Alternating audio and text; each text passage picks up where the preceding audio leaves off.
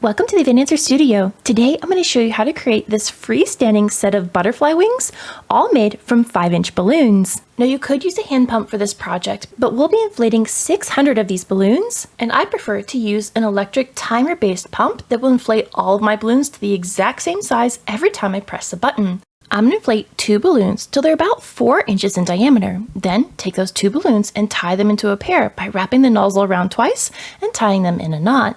Every pair I make will always be made up of 2 balloons of the same color. I'm going to repeat this process a couple hundred times until all of my balloon pairs are made, and then following my pattern, I'll tie those balloon pairs into a string using fishing line. I'm going to start by taking my 12-pound fishing line and tying it in a double knot to the back of my chair. When making the strings, it's helpful to have something to pull against, so I'm using the back of a chair, but a doorknob would also work if you'd prefer to stand while making these. Then to keep that fishing line from moving around on the chair, I like to secure it in place with a little piece of masking tape. Pull the fishing line back towards yourself, and the gap between you and the chair is where we'll assemble the string. If you wear an apron, you can always tuck the fishing line spool into the pocket of your apron, or you can set it off to the side on a table nearby. I've gathered all my balloons and supplies so that they're within arm's reach, and I'm going to closely follow my pattern to make the first string. If you'd like to follow along, I have a set of written plans available in the description box below. Starting at the top of the pattern, take your first pair and either angle it to the right or to the left. The balloon that's facing up is the side that the pattern is showing. Rest the nozzles of the pair against the fishing line and then wrap it around the upper balloon and then the lower balloon, pulling the fishing line back to the center. Rest the next balloon pair in the pattern on top of the fishing line, making sure this balloon pair is oriented in the opposite direction of the first one so that they look like an X. Wrap the fishing line around this balloon pair, going back to the first pair and then coming forward again will secure the end of our string and they won't come undone. As I add the next balloon pair, I'm going to press the nozzle of this new pair against the nozzle of the previous pair. It's important to have even spacing between the balloon pairs and consistent tension pulled on the fishing line. We're basically making pixel art, and we need each of those pixels to be the same size and the spacing between those pixels to be consistent. If we don't achieve that, our finished image will look warped.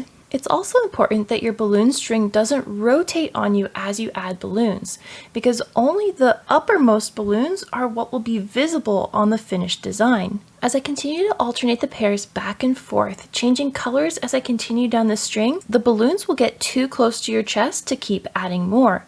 So at that point, you'll want to push the chair further away from you to give yourself more room, but you still want to be able to pull on it to keep that tension. So I have one of my feet propped up against the foot of the chair so I don't accidentally pull the chair back closer to me. Once all the pairs are on the string, you'll want to take your fishing line and wrap it around a previous pair or 2, and that will help lock everything together. You could also tie the fishing line in a knot to one of the nozzles. Then I'm going to take a pair of scissors and cut away any extra fishing line. Before I cut the other end from the chair, I'm going to take some painter's tape and a permanent marker and number each of my strings so I know what order they go in my pattern. I'm then going to place this piece of tape between 2 balloons that are pointing up. That's the side that will have the design visible on it, and I want to make sure I can easily identify it when I go to put all these strings together.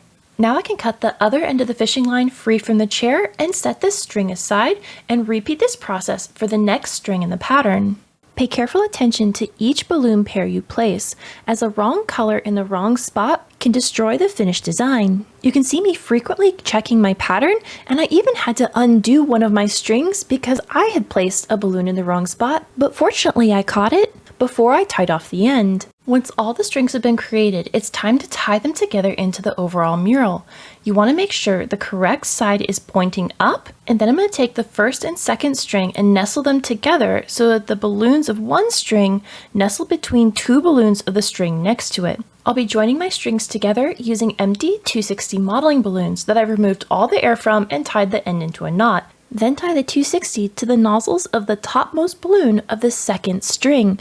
Gently pull the 260 across both strings to the opposite side. We're going to be zigzagging this 260 back and forth from the outside edge of one string across to the outside edge of the other string. The 260 balloon should be sitting against the nozzles of the 4-inch balloons and hidden from sight. While pulling the 260 through the balloons, you want to use an even tension.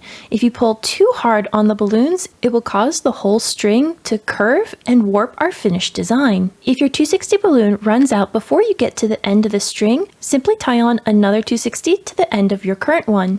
Now you could daisy chain 3 or 4 260 balloons end to end and make it long enough to do the entire section, but I found that that tangles really easily, and it's better to only tie 2 260 balloons end to end and simply add more 260s as you need them. I also find that when I pause to tie a new 260 on, that's a great moment to look back at what I've already tied together and assess the tension that I've pulled between the balloons. It's easier to adjust that tension as you go along, instead of trying to adjust it once you've tied the end of the 260 to the final balloon. Now the first 2 strings are secured together without any major curves. Set the second and third strings next to each other, making sure they're both flat against the table and the ends of the strings are aligned with each other so that they match the pattern before we start tying on our 260 balloon and zigzagging it back and forth across the 2 strings. Because we're making a free-form shape and not a square, you want to pay close attention to where each string begins and ends according to the string next to it, so we don't accidentally align them in the wrong way. In the design of the butterfly wing, there are a couple of straight lines that go up towards the tip, and these can be a helpful reference point when assembling the wing.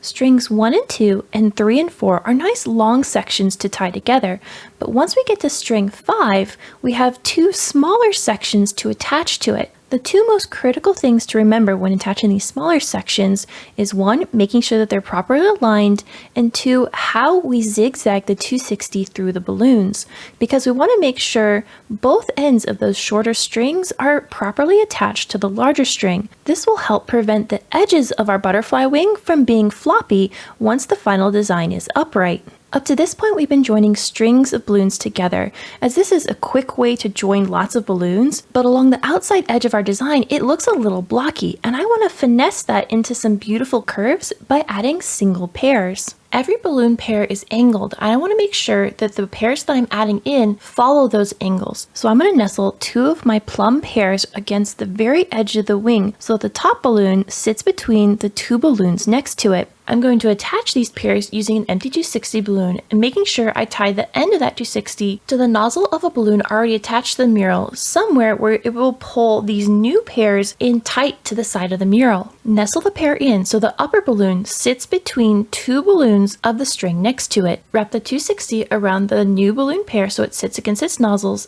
Grab the next balloon pair, orienting it in the same angle as the previous one. Wrap the 260 around this pair, and then tie the end of the 260 to the nozzle of a pair in the string next to it. The angle that the balloons sit in is super important, and I want to make sure that I tuck one end of this pair under the end of the string it's butting up against. That will give these individual pairs a seamless look against the edge of the butterfly.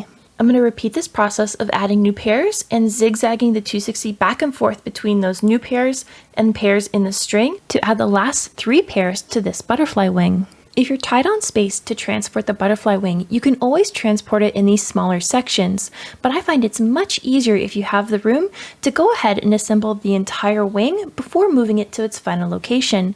Now I have sections 1 and 2 and 3 and 4, and I'm going to join them together by zigzagging 260 balloons between them. The zigzag not only joins the sections together, but gives the mural a web of strength. So I'm going to tie the 260 in, 2 balloons in from the edge, and then zigzag it 2 balloons into the other section. This will overlap with the 260 zigzag we created in each section, adding to the strength of that web. If there's any 260 length left over after tying the knot at the end, you can always trim off any excess with a pair of scissors. Secure the last section of the butterfly wing with a final zigzag, and then we can remove all of the numbered pieces of tape and trim off any remaining tails of fishing line.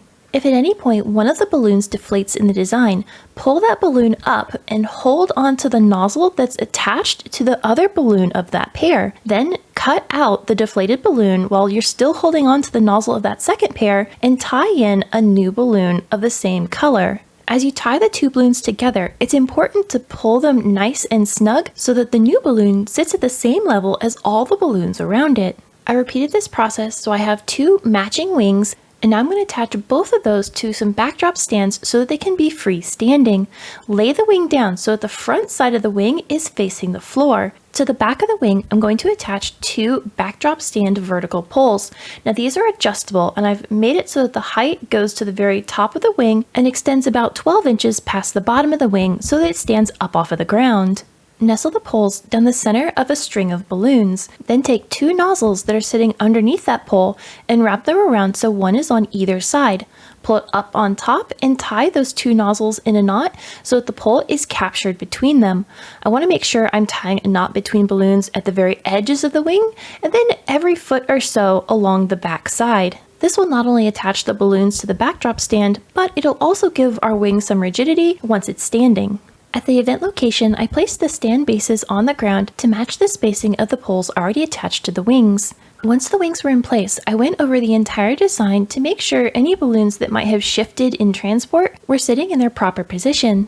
Because this is an outdoor event, I went ahead and added some heavy bricks to the base so I didn't have to worry about my wings falling over at any point during the event. If you enjoyed this project, be sure to check out the plans linked in the description box below. And if you're still watching at this point, you may just be a super fan and should consider joining our Patreon or YouTube members. You get exclusive behind-the-scenes glimpses of projects like this one, early access to videos, and can ask me all of your burning event questions. So until the next time, remember, stay creative, everybody!